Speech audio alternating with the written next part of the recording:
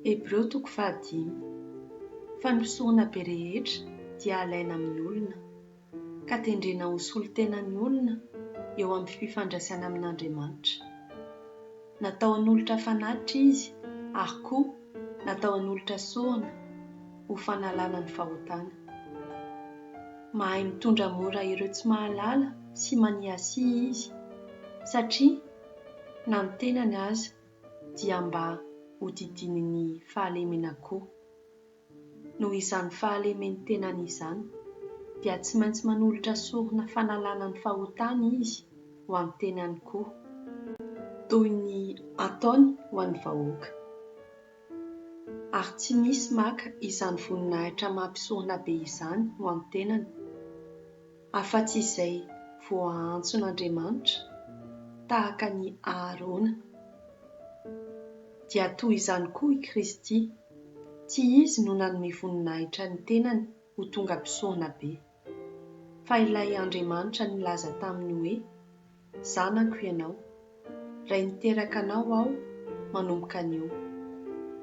Izany koa dia araka ny teny hafa nataon'Andriamanitra hoe: ianao no mpisorona mandrakizay, araka ny fomban'i Melkisedeka.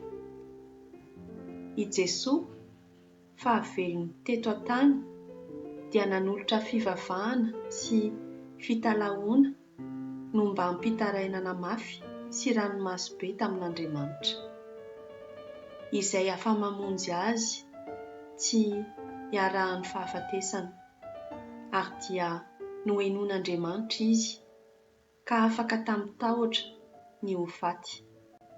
Na dia zanak'Andriamanitra aza izy, dia nianatra nanoha tamin'ny fijaliana ny aretany. Noho efa tonga amin'izay fanaperany izy, dia zary loharanom-pamonjena mandrakizay ho an'izay rehetra manohy azy, ary dia nambaran'Andriamanitra ho mpisorona be araka ny fomban'i Melkisedeka. Manao-koa lazaina betsaka izahay ny amin'izany, saingy sarotra hazavaina aminareo, satria votsa fandray zavatra ianareo. Raha izay efa ela izay, dia tokony ho efa mpampianatra ianareo, kanefa dia mbola mila ampianarina indray ny ampidim-pahalalana momba ireo tenin'Andriamanitra.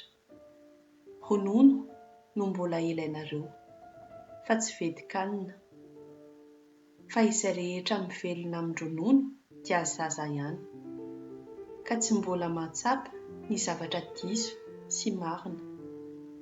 Fa ho an'ny olon-dehibe ny vedikanina dia ho an'ireo efa zatra nampiasa ny sainy ahay manavaka ny tsara sy ny ratsy.